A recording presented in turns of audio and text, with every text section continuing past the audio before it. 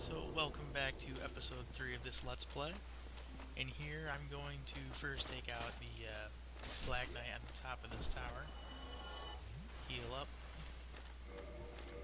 equipping my shield real quick, because there's a few attacks where it's helpful to block, like his shield bash. I kind of approach him in a similar manner to Havel, because he's using the Black Knight Greatsword as opposed to the regular sword, and that move has some really weird attacks. Like right there, move has a really slow startup, and it actually has decent tracking, so if you roll too early it can very easily punish you, and the parry timing is kind of silly, because the move itself doesn't really have a good visual cue on when it's going to come out. It just kind of has a really weird timing. You can actually parry it once you know the timing, but on a character like this, you'd probably come close to killing me, and it's not really worth the risk. It's very easy to simply roll out of the way and backstab. Now here I will show you this awesome shortcut that's actually really easy, and pretty much lets you skip this entire level.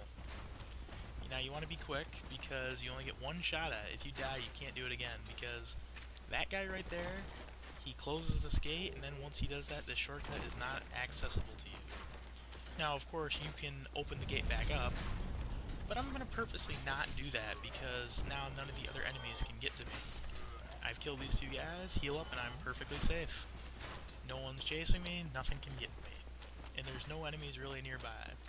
There's one Balder Knight right in this passageway, but he's facing the wrong way, as you can see.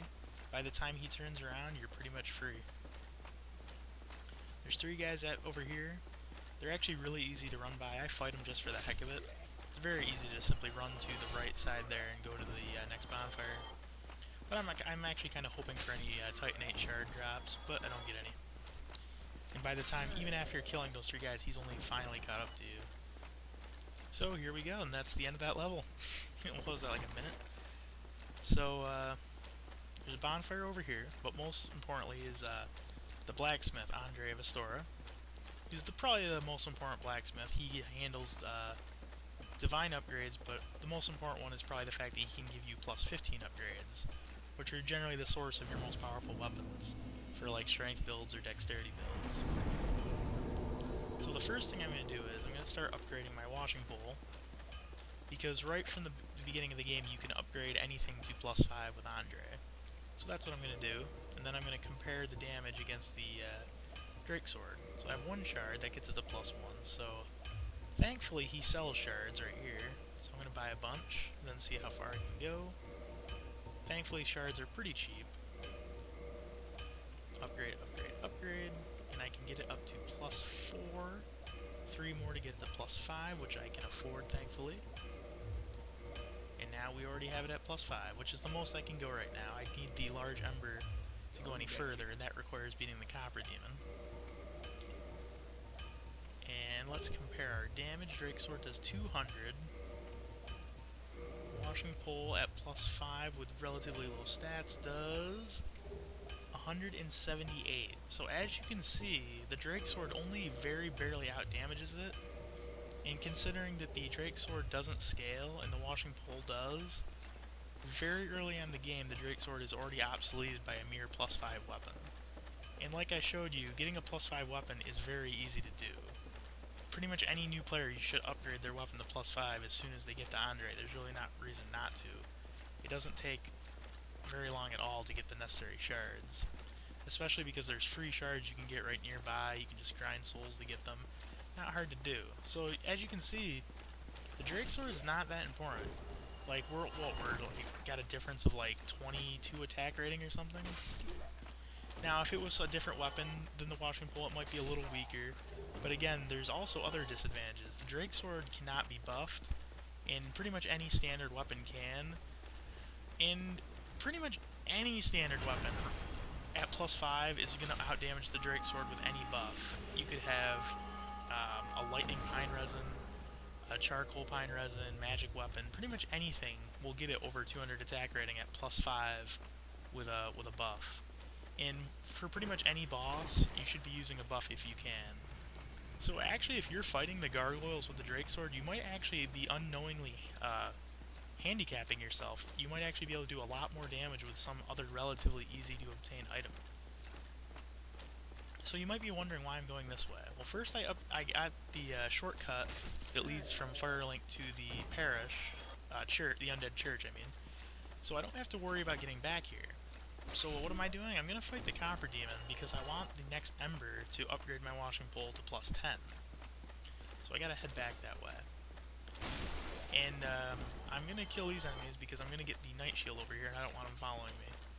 Although it's probably not really necessary, but not a big deal. I have the bonfire, so I'm not going to lose any progress if I die. So, here's the Night Shield, which is a lot better than the Wooden Shield. It's better in pretty much every way. I think it just weighs more. But it has better stability, better physical hit reduction. I think the only thing the Wooden Shield has was like better, better lightning resist or something, but not by much. I'm going to show off how the Alluring Skulls work in a second. Get these guys out of the way. Alluring Skulls let enemies will be attracted to them. Can be very helpful, actually, and I'm going to show you the very obvious use of them that the developers put here on purpose. So there's a boar down there, and there's fire over here, and we have an item that makes enemies go towards it. So, we throw that in the fire. I actually didn't mean to drop down here, but it works. As you can see, the boar is killing himself with the fire. And I almost die because I'm getting reckless, but the boar is dead. I heal up and everything's fine. I actually got kind of unlucky the boar didn't drop anything, but not a big deal.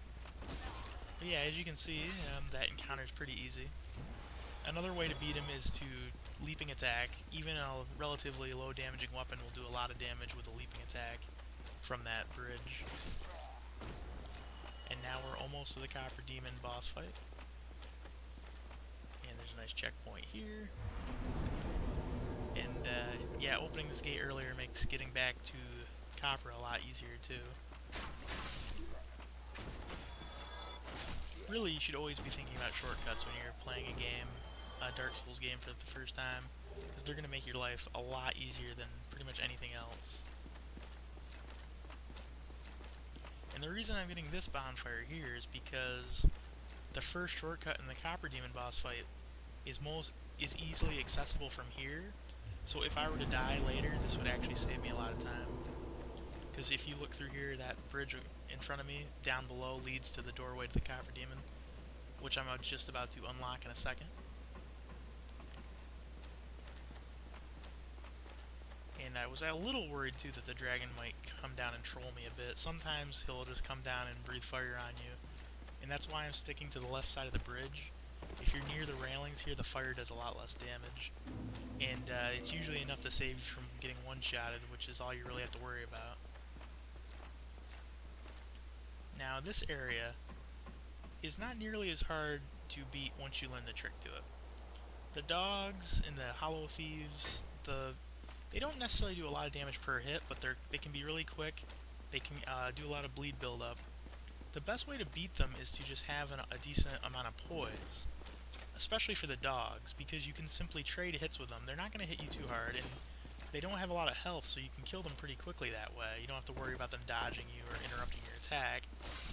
And you can eventually get the shortcut at the end of this area, so you don't have to worry about wasting a lot of Estus the first time through. In doing so, you can beat the area pretty quickly. Like, also a shield helps, but sometimes they'll dodge you even after you block them, which can be really annoying and really deadly in the boss battle if they keep dodging you, wasting your time. That's the door to Griggs. That's one of the more important magic NPC trainers. I get him later. Right now, I don't have the key. I didn't buy it at the Undead Burg. It's not really too important just yet. Later on it will be. These guys can be really deadly if they do their multi-hit fire attack. It hits so many times it's probably going to break your poise, especially if you don't have super heavy armor, and it does a lot of damage. Clear out my quick use. I want that humanity for just in case, although I'm probably not going to really need it, but it can always be helpful. In here, you can hit these hollow thieves through the door. I actually forgot about that third dog, but as you can see, it didn't hit that hard. Especially when you have heavy armor on. different armor types can be better or worse for different areas. For boss battles, I would generally recommend to have a quick roll, because poise isn't going to help you nearly as much in most boss battles. But in an area like this, it makes it 100 times easier. Here you can't hit them through the door because they're more ready for you, but I abused the fact that the Drake Sword R2 attack is pretty damn good, and I purposely led them out to get them in a line so it would hit all of them at the same time. Two-handed R2 attack, I mean, it's not just the R2 attack. More souls, and this dog wants to troll me. And I hit him with a I didn't have enough strength to, I don't have enough strength to wield the Drake Sword, so that's why I attacked all sluggishly and did like no damage. So now we're at the boss fog, but I'm not going to go in yet, because I'm going to show you, if you're, relatively new player, or you're not too confident you'll beat Capra on the first try, this is what you should be doing. Don't go in the fog, go over here and unlock the shortcut. All you have to do is take out these two guys, and I stupidly aggro the second one when I didn't have to, and he gets a backstab on me, but thankfully it doesn't kill me. But yeah, I was being really sloppy right there. So you kill these guys, and now from here you can get a shortcut that leads back to Firelink, and the thing that's really important about that is Firelink Shrine has a bonfire that naturally gives you 10 Estus. And the difference between 5 and 10 Estus flask is pretty huge, so that'll be a big help. And this gives you access to another merchant, and she's pretty helpful for a lot of things. She sells purple moss and the toxic curing moss, which can be very helpful later on if you're going to go to Blighttown. She sells, what's it called,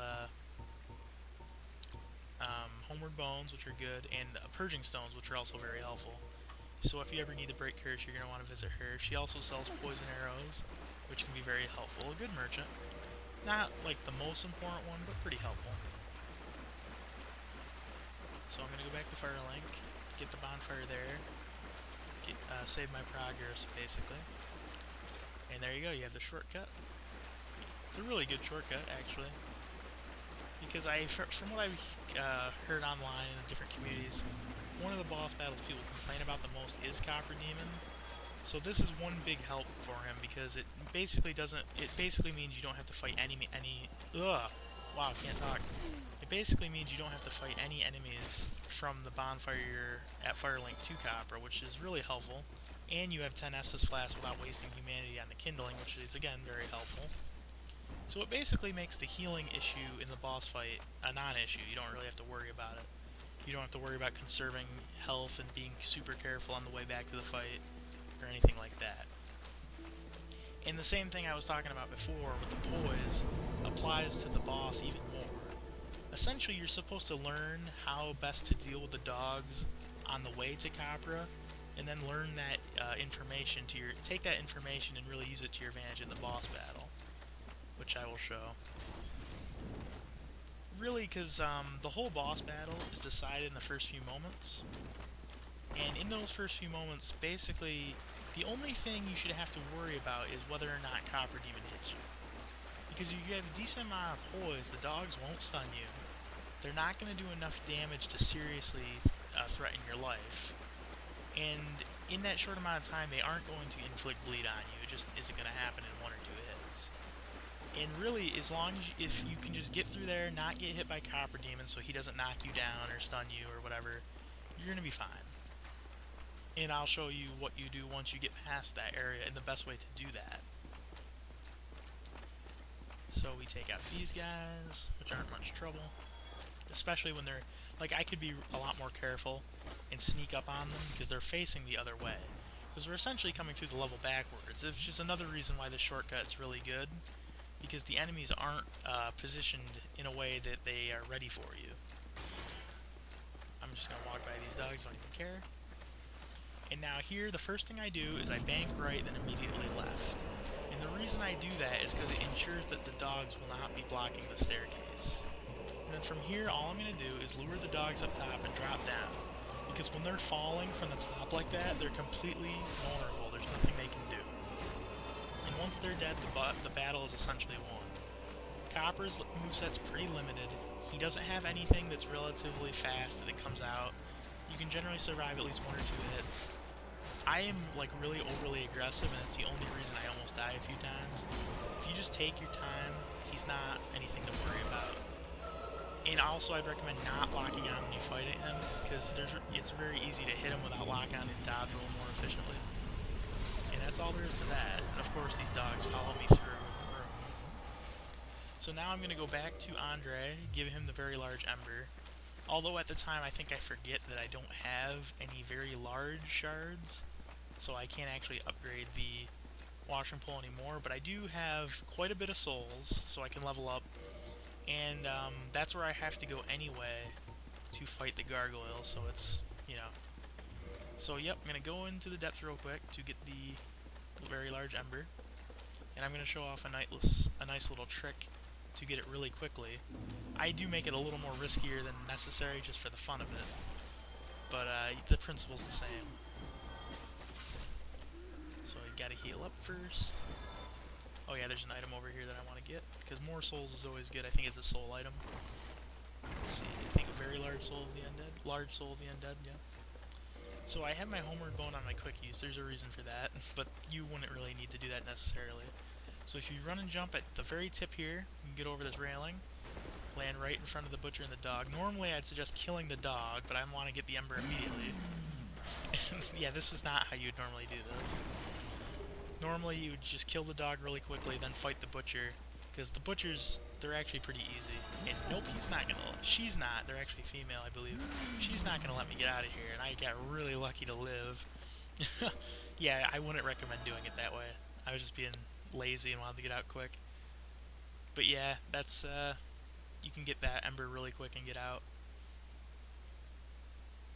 And that's another good reason to go to Firelink anyway, because if you're gonna homeward bone out, it saves you time anyway, because from Firelink I can use the elevator to go right to the next area I want to go to. So it might seem like wasting time to skip Capra Demon to go to Firelink to get the shortcut, but really in the long run you're not really wasting that much time, only a tiny bit.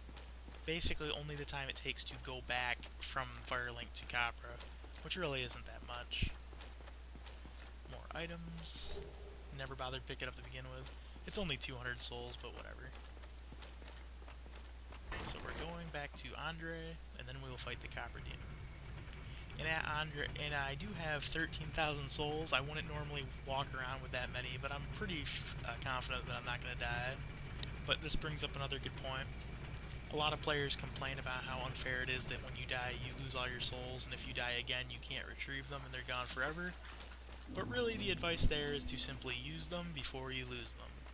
Because there's really no reason to walk around with a lot of souls. You always have something, unless you're doing a challenge run where you can't level, obviously, but you always have something to spend the souls on. You could level up, upgrade things, buy materials, buy items, there's always something. So if you're walking around with over 10,000 souls or some huge amount, just don't do that to begin with. If you have no souls to lose, there's no punishment to be had. So I'm going to talk to Andre, give him the ember. So now I can theoretically upgrade something to plus 10. I just need very large shards to do so. The easiest way, not probably the most efficient, but the easiest way to get very large shards in the early game is you go to Sen's Fortress and buy them from one of the merchants there. They're slightly cheaper from the giant blacksmith in Interlando, but not by much. You can also farm them from various enemies around, but I really dislike farming and I very rarely do it. And usually I don't at all when I play Dark Souls. I just don't farm, because the game doesn't really force you to, so I don't go out of my way to do it. And I actually can't even mid-roll when the sword's equipped, so I have to unequip my shield. So what I'm going to do, I'm going to level up my dexterity to take advantage of the sword's scaling. And I'm going to raise my dexterity up to 24. Yep. And now look at that, my damage is 192. So now the difference between the washing pole and the Drake sword is pretty much negligible. It's a difference of 8, which is very, very minor. But wait, I can level up again. 25 dexterity, 194 damage. Now, for the most part, the washing pole is actually superior to the Drake Sword. It has better range, better moveset, and it also can be buffed where the Drake Sword cannot be. The difference of 6 damage isn't really much to isn't much to really brag about. And, yeah, and that's just a +5 weapon with a decent, I think I leveled up, like, actually I didn't see what level I am, but I can't be that high of level. I haven't even killed the Gargoyles yet. I've only killed, like, 2 bosses and the, Hydra, basically. And I'm really loving this weapon. The range is amazingly good. And the reason I'm one-handing here is to do one-handed barehanded parries, because I can't use a shield right now. And the reason I do not get this riposte is because I do not there's a height check on riposte. If you're too high or too low, it will not trigger the animation. So on staircases, that can happen. And oh my god, it hit both those hollows right there when they're both sides of me. The reason I kill the Chandler is because he doesn't respawn, and he buffs in all the nearby enemies and massively increasing their damage and their aggro range. So taking him out makes this area a lot easier in case you die. But and also jumping off right there after I killed him really screws up all these hollows. It separates them and it makes them much easier to get through the area. And you know how I said earlier how since the Drake Sword can't be buffed, that puts it at a disadvantage? Well, I'm going to show why. I have that one remaining lightning pine resin, and I'm going to use it and show just how ridiculously good a simple +5 weapon can be even this early on in the game.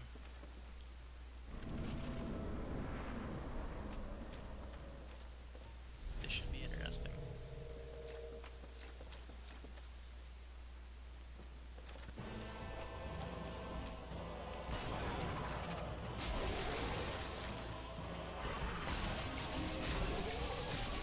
Yep. One hit takes off the tail. While he's staggered from that, a few more hits stagger him, and then he's dead. Not a chance to even do anything. In this one, not a chance to do anything. So yeah, those poor gargoyles. I'll see you guys in the next episode.